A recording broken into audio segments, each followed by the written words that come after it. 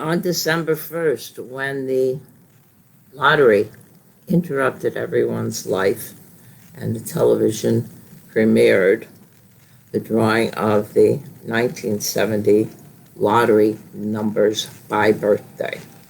I remember that well. My husband was already in the Navy, but we both had brothers who were eligible for the draft, and it was like the world stopped to watch this program on television to see which loved one would get what number.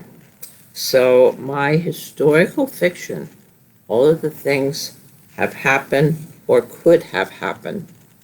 And I did a lot of research. I even have a full dictionary of how the Vietnamese, or our soldiers that served in Vietnam, the slang words. I made a whole dictionary of it to do it. When I do a project, I do it all the way. So tonight we're going to take you in the beginning and take you through just an introduction so I can wet your whistle and get you interested. I've gotten as far as where Marilyn, my main character, goes to visit the wall, and her husband, who disappeared so many years ago,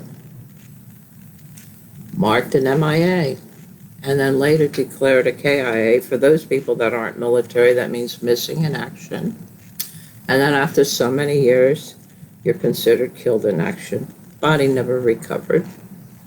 But this day, Marilyn is traveling in chapter 10 and 11 to pay tribute to her husband after all those years, and she's about my age. So she's going back, and who does she encounter? You guessed it, her husband. And there's all kinds of complications that go with that. And I'm not going to tell you those because I want you to find them out as a surprise when you first read the book. Okay, so let me bring up my very, very expensive teleprompter here, which happens to be my computer. And we'll start out by, oops, let's see if I can bring this over. Excuse me, I got to put my glasses on. Who am I kidding? I can't see a thing. I can see you, and I can see far away, but from there on, not too well. All right, so here we go. We're up and ready to go. And it's called The Lottery, Chapter 1. Allentown, Pennsylvania, December 1st, 1969. I think I just made a mistake. I'm going to check that date. A full moon reflects off a light dusting of snow, making the hazy gray sky brighter.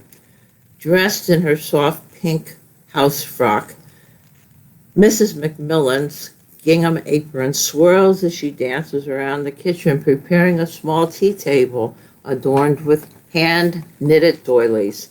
She aligns her... Let's try this again. We'll spread it out a little bit. Okay. I'm going to move this out so I can... She aligns assorted flatware neatly along the edge of a tray, then fans her hand monogrammed napkins across the corner. All that is missing is the crown jewel, Mrs. McMillan's pie. As she opens her oven, the enticing aroma, wisps of apple and cinnamon tempt the nostrils. Famous for her pies, tonight's apple crumb pie is a work of art. A flaky crust with edges hand-fork crimped. A high, crusted apple center topped with a golden crumb topping. Dotted amongst the crumbs, syrupy pie filling steaks up in tiny bubbles. She places her pie, then stands back to admire her work. The doorbell rings. She turns, then yells into the living room, "Thomas, can you get the door?" To her surprise, her husband stands directly behind her. She jumps back and then gasps, "Wow, that pie looks terrific, Margaret. Is that your Allentown Fair prize-winning recipe?" her husband asks as he holds his empty coffee cup. Yes. Now, please answer the door, she demands as she takes her husband's empty mug, then turns to the stove to refill it. Don't you be touching my pie, Thomas. But she's too late. Her husband swiped off the edge of a tiny smidgen of the pie crust. She smiles. It wasn't the first time her husband snuck an early taste of her pies, and she thought of it as a compliment. The front door welcomes Doris and Frank Folger, neighbors and friends. Welcome, welcome, welcome, Margaret Macmillan says as she folds her apron, then heads towards the living room. Frank turns to his son, then says, "Come on, Fred, it's only 20 minutes till program time." "I'll be in shortly, Pop. I want to shoot a few hoops with John." Fred Folger replies as he intercepts a rebounded basketball.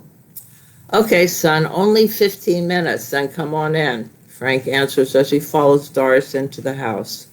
"Thanks for having us in and thanks for coming in and make yourself at home," Thomas says as he takes the Macmillans' coats, then hangs them on the foyer closed tree. "Come on in," Margaret parrots her husband. The couples separate. The ladies in the kitchen while the husbands settle in the living room. Margaret rolls in the tea cart, then proudly offers pie to the two men, while Doris follows with mugs of coffee. The couple sit in the living room and enjoy their pies and coffee. The men top off the pie with a smoke. The smoke billows in a circle in the air, then evaporates into the ceiling. Both husbands finish their cigarettes, then tweak the television to get the best reception. Satisfied, they sit and wait. Dressed in his overalls, flannel work shirt, and heavy boots, John Folger pulls out a knife and cleans his fingernails. Fred Folger pulls out a knife and cleans his fingernails and wipes the diesel oil off his knife with a cotton handkerchief. Rocking back and forth on the rocking chair, Thomas Macmillan chews on a wad of tobacco. Outside, two high school seniors, John and Fred, shoot basketballs on the snow-shoveled, narrow driveway.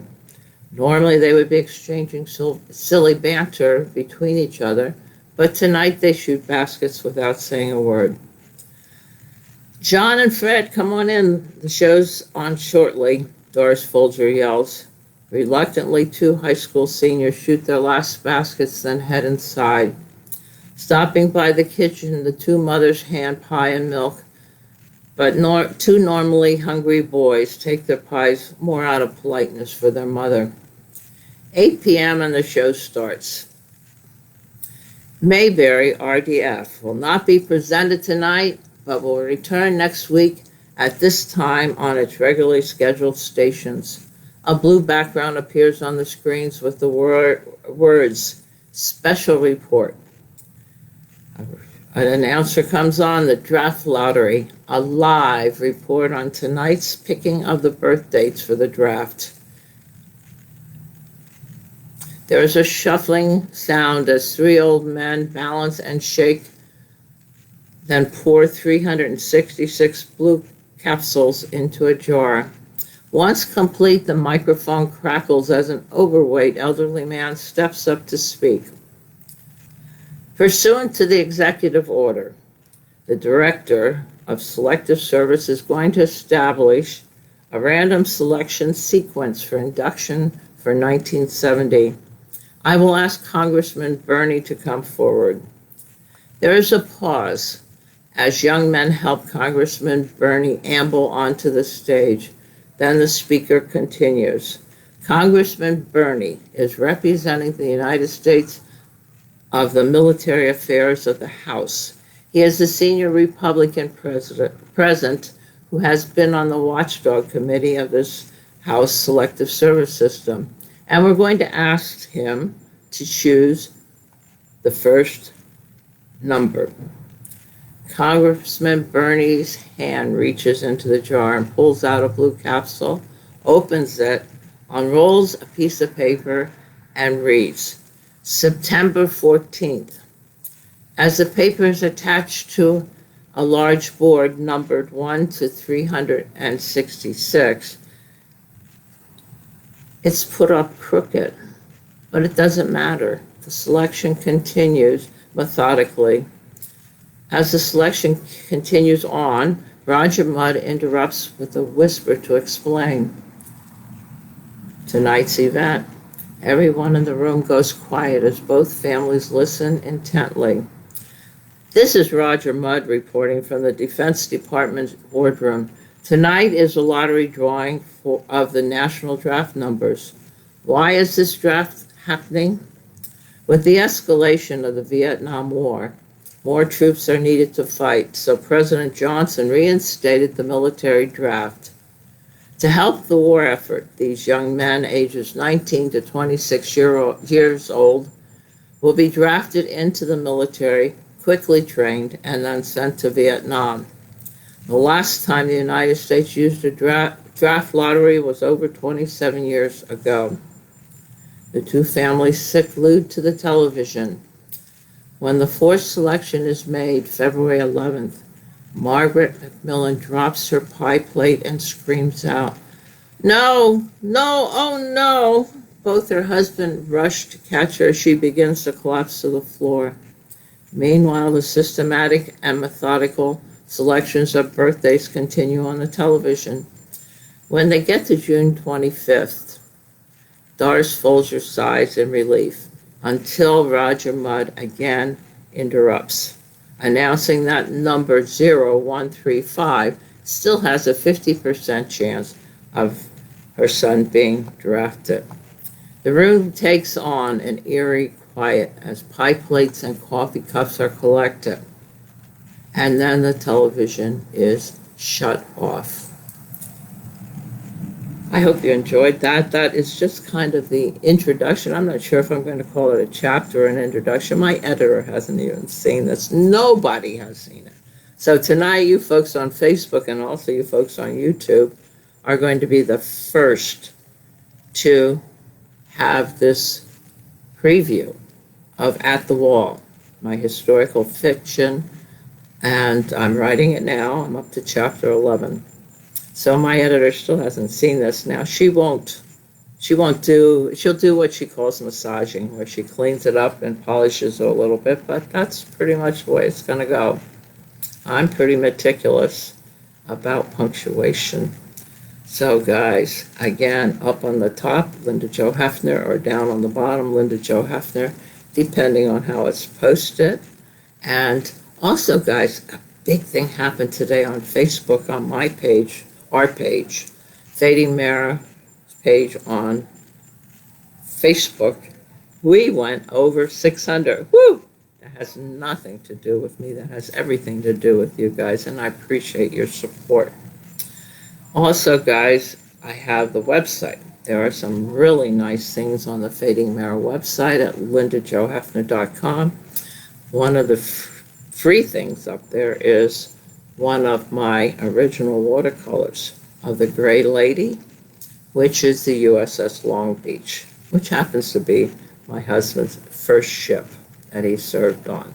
So it's free, my gift to you. No strings attached. I don't care if you buy the book from, you don't have to buy it to take the watercolor, take it.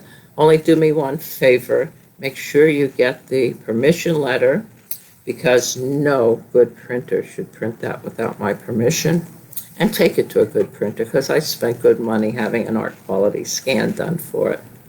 Okay, as promised, what's coming up on Sunday Live? The title is, I Gotta Pee.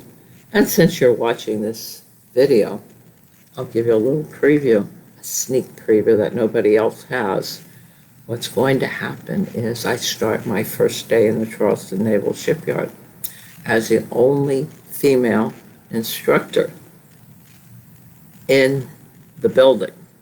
The only female besides the secretary in the building. And I'm picking up for someone else's class. So these fellows, these guys in jeans and boots and hard hats usually during the week, aren't used to having a woman in the building. And there's a bit of a conflict about the restroom.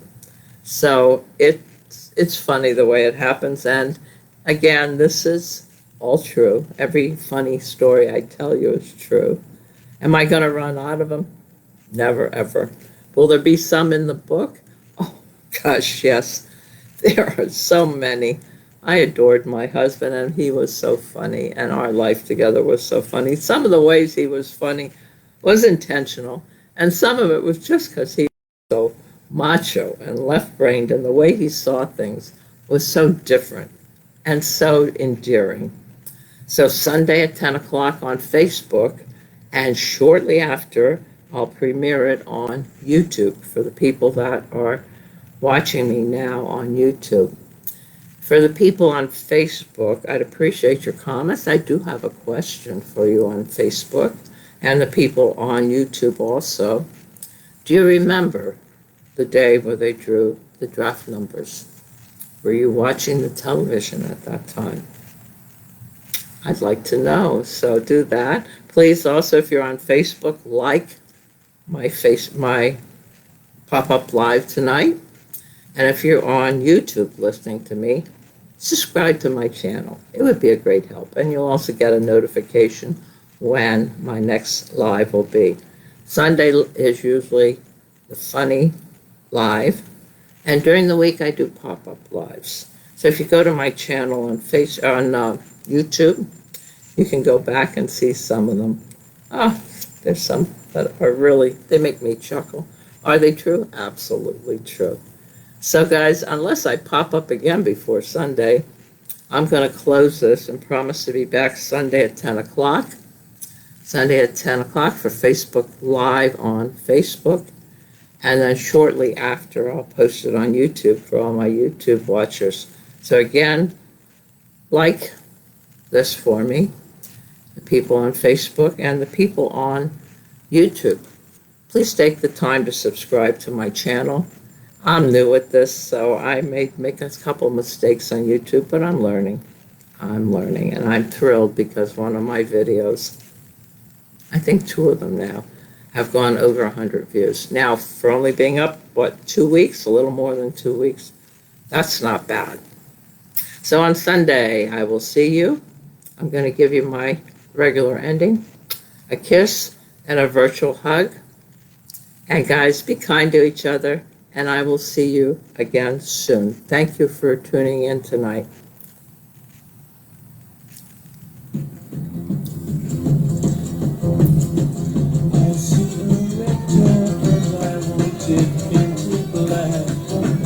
Bye now, everybody. I'll see you again. Thank you again.